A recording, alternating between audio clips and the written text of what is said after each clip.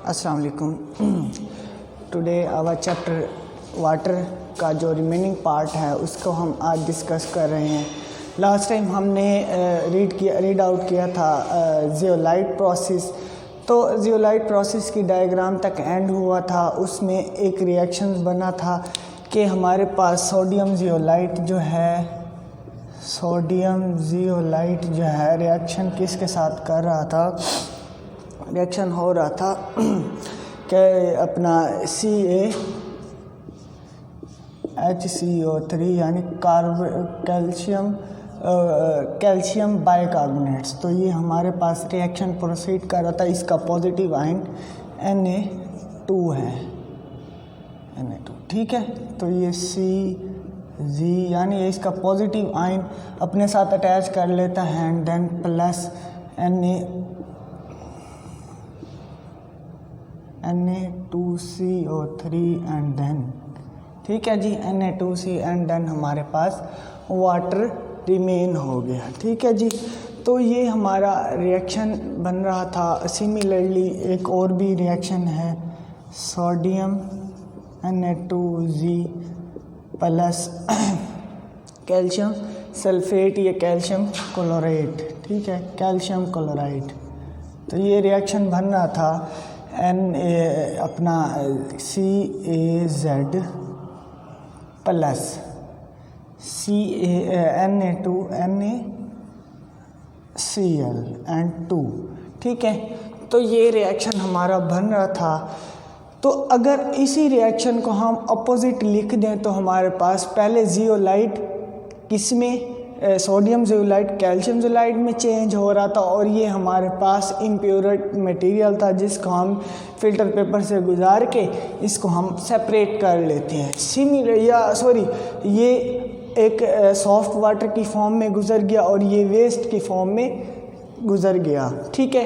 अब नेक्स्ट अगर हम इसी को उलट शो करें तो हमारे पास दोबारा सोडियम जियोलेट आएगा। अगर इसी रिएक्शन को हम उठा के यही चीज़ इधर लिखती हैं और इसको प्रोसीड करते हैं, कैल्शियम जियोलेट प्लस NaCl। तो हम अगर इसको करें तो ये हमारे पास सोडियम जियोलेट Na2Z प्लस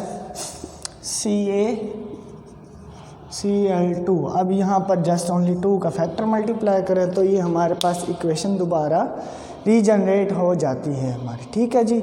नेक्स्ट जो हमारा पार्ट है वो है सोडियम अपना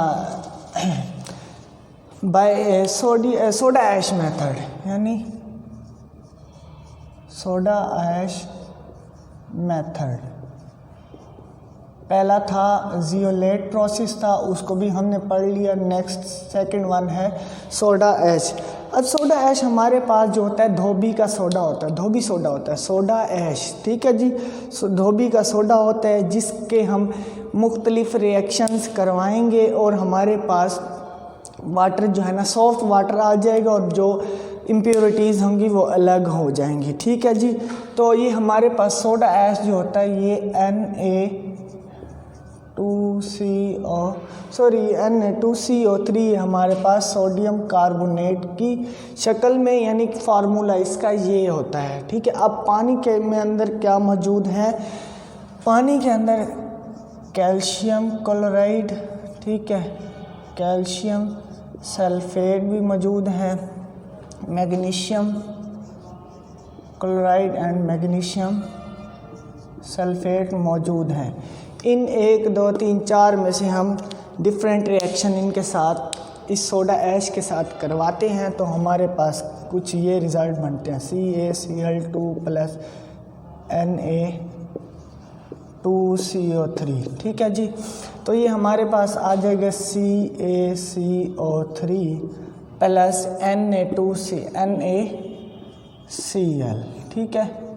ये हमारे पास नीचे ये इम्प्योर मटेरियल नीचे बैठ जाएगा जिसे बाद में हम फिल्टर करके पानी से अलग कर लेंगे, ठीक है जी। सिमिलरली अगर हम इसका रिएक्शन या इसका रिएक्शन देख लेते हैं, MgSO4 plus Na2 CO3 reaction MgCO3 magnesium carbonate plus NaCl 2 का मल्टीप्लाई फैक्टर इक्वेशन को बैलेंस करने के लिए, ठीक है। सॉरी यहाँ पर सल्फेट है तो यहाँ पर इसीलिए Na2SO4 आएगा, ठीक है जी। मैंने थोड़ी सी मिस्टेक हो गई थी लेकिन नो प्रॉब्लम, इक्वेशन हमारे पास अब सेट हो चुकी है, ठीक है। नेक्स्ट जो हमारे पास है कास्टिक सोडा, थर्ड वन की है by CA caustic soda method.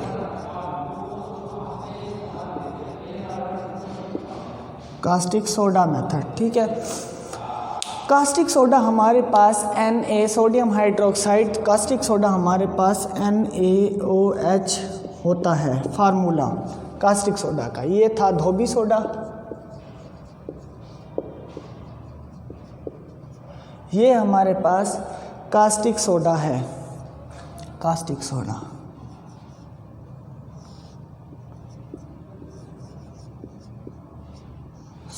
ठीक है। तो अब हम पानी के अंदर ये वाली 4 इम्प्योरिटीज़ की फॉर्म में मौजूद हैं, तो इनके हम अब कैल्शियम क्लोराइड ये हुआ था लास्ट पहले और ये हुआ था, अब हम इन दोनों को ट्राई कर लेते हैं। अब CaSO4 plus NaOH calcium sulphate into sodium hydroxide, तो ये हमारे पास बनेगा CaOH ट्वाइस प्लस यहाँ से सोडियम और यहाँ से सल्फेट बच गया तो Na2SO4, ये हमारे पास पानी के अंदर बैठ जाएगा ये चीज़, जिसे हम फिल्टर करके उससे निकाल लेंगे, अलग कर लेंगे, ठीक है। नेक्स्ट अब हम इसके साथ एक और रिएक्शन बना लेते हैं MgCl2। हाँ जी, ये जो रिएक्शन है ये अनबैलेंस है, इसका 2 फैक्टर मल्टीप्लाई करेंगे तब ये हमारे पास इक्वल हो जाएगा। NaOH arrow MgOH twice plus NaCl similarly NaCl। अब यहाँ पर 2 मल्टीप्लाई कर दें तो सिमिलरली ये भी 2, तो ये हमारे पास इक्वेशन बैलेंस हो जाएगी, ठीक है, NaCl के फॉर्म में। नेक्स्ट है जो हमारा रिएक्शन है, नेक्स्ट जो हमारा टॉपिक है वो है आयन एक्सचेंज प्रोसेस, ठीक है। तो ये हमारा टॉपिक है आयन एक्सचेंज प्रोसेस। इसके नेम से ही हमें इंडिकेशन हो रही है कि इसने आयंस को अलग करना है। आयन एक्सचेंज का मतलब है अपना आयंस छोड़ के दूसरे के आयंस को अपने साथ अटैच कर लेना है। ये तरीका पानी के सख्तपन दूर करने का तरीका है, इसको डी आयोनाइजेशन भी कहते हैं। इट इज़ आल्सो, इसका सेकंड नेम है डी आयोनाइजेशन या डीमिनरलाइजेशन। इसका दूसरा नाम डीमिनरलाइजेशन,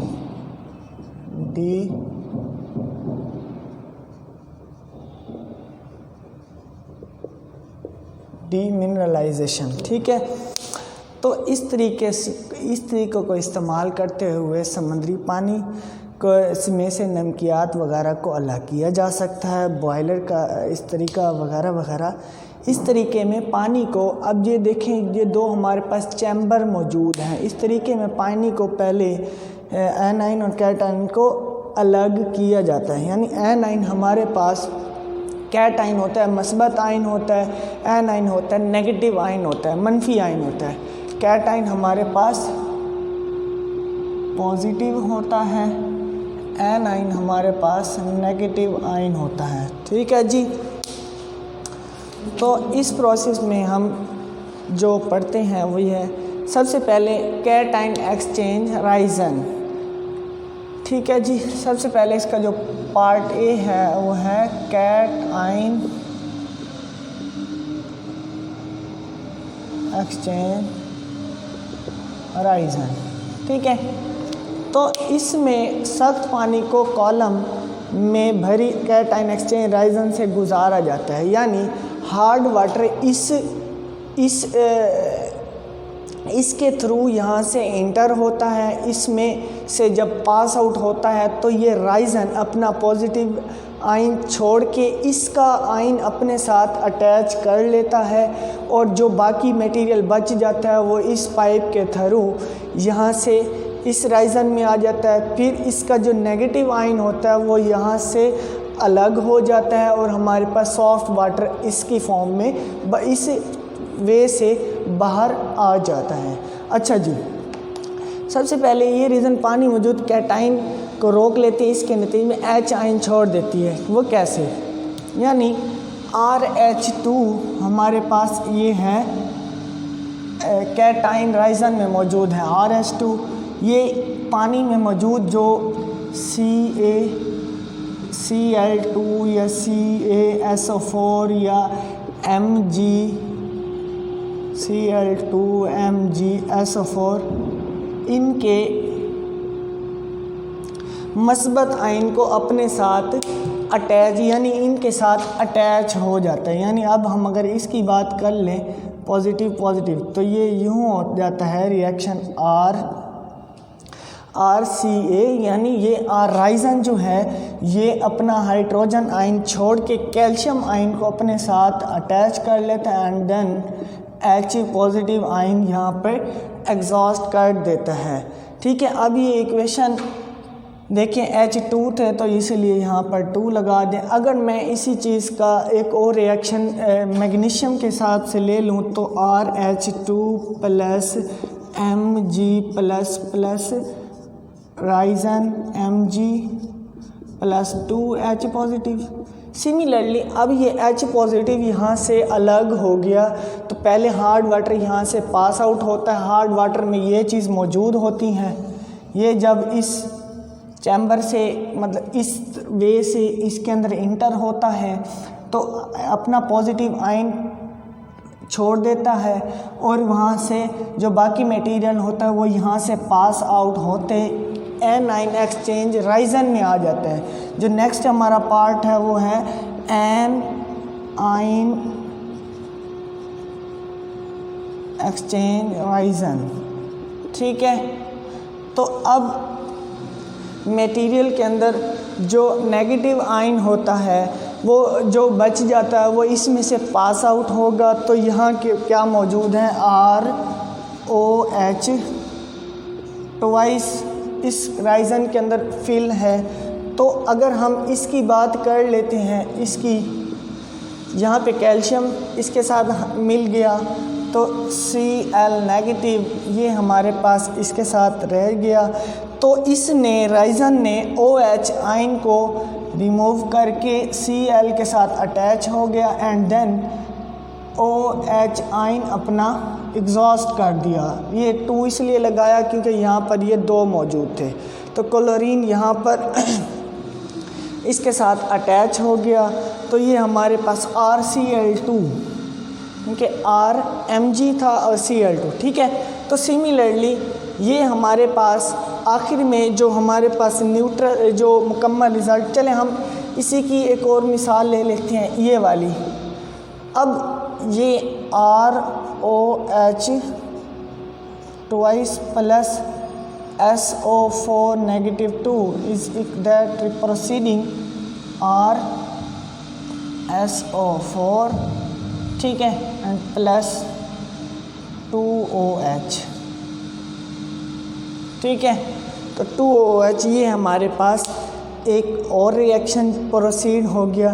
तो जो हमारे पास नेट रिज़ल्ट आएगा, नेट रिज़ल्ट हमारे पास यूँ है। अब यहाँ पर ये देखें कि ये भी राइजन मैग्नीशियम के साथ अटैच हो गया, इधर राइजन के साथ सल्फेट, बाकी जो बच गई वो H पॉजिटिव आयन रह गए और 2OH ये रह गए। तो ये भी आपस में रिएक्शन करके plus OH is proceeding H2O।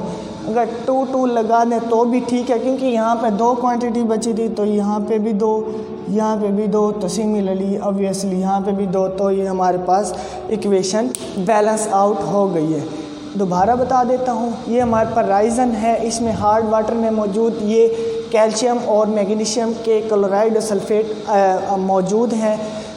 ये जब इस चैम्बर से पास आउट होते हैं तो यहाँ पर पॉजिटिव आयन अपने राइजन को दे देते हैं और जो बाकी मटेरियल होता है वो इस लाइन के, इस पाइप के थ्रू इस मटेरियल में आता है। अब इसके पास नेगेटिव आयन मौजूद है तो नेगेटिव आयन इसके साथ राइजन में फंस जाते हैं और सॉल्ट वाटर हमारे पास यहाँ से H पॉजिटिव, यहाँ से OH आपस में अटैच होकर सॉल्ट वाटर के फॉर्म में बाहर हमारे पास आ गए। Thank you. ये चैप्टर यहाँ पर एंड हो गया है जी। Thank you.